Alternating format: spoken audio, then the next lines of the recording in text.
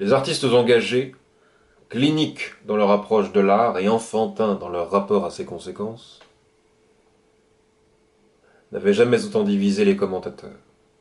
C'est justement de cette friction entre les uns et les autres, les tenants et les antis, que jaillissait la polémique, ce pétrole de la propagande, cette huile de massage du succès. La Mangeuse était à ce jour le metteur en scène occidental le mieux massé à l'huile noire. Des politiciens et des patrons d'entreprise très influents comptaient au nombre de ses disciples. Directrice du Hell Queen Theatre de Brooklyn, elle cumulait les fonctions de chef de troupe, de coach particulier, de conférencière internationale.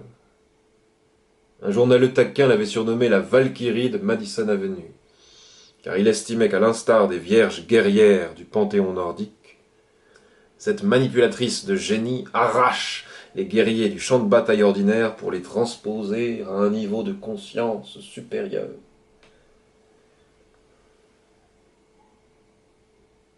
Le trader anonyme de Wall Street qui suit son enseignement et lui voue une totale obéissance deviendra l'arnaqueur du siècle.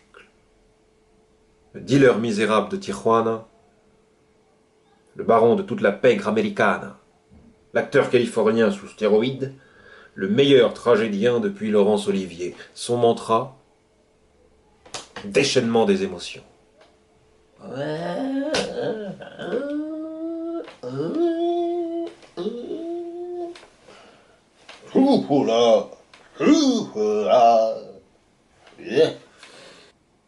La Valkyrie de Madison Avenue, Lady Capitaine, la Mangeuse.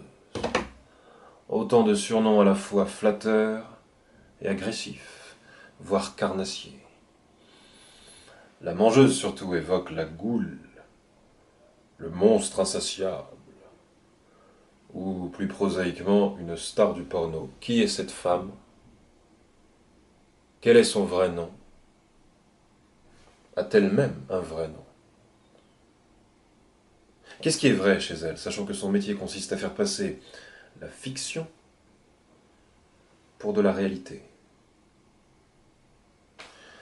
Directrice et metteur en scène de théâtre, le théâtre le plus sujet à la polémique de tout l'État de New York. Conférencière, gourou,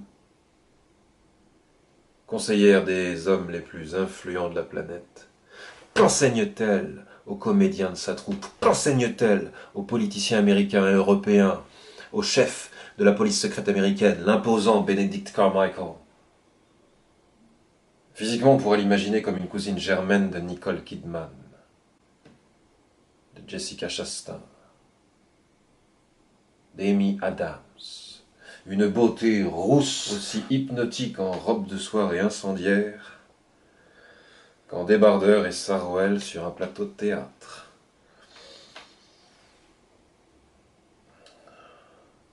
Mentalement, la Mangeuse n'a pas son pareil. La chanson Wicked Game de Chris Isaak pourrait lui servir d'hymne. Écoutez attentivement les paroles de cette chanson.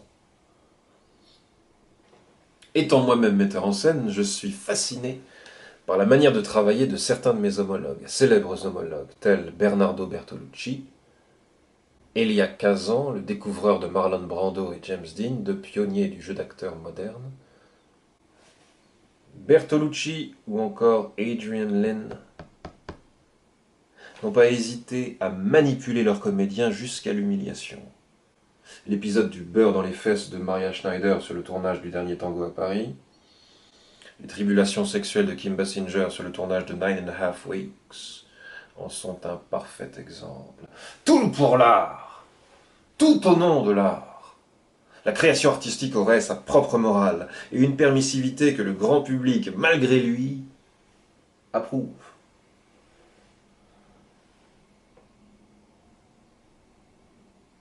Lady Capitaine est une extrémiste.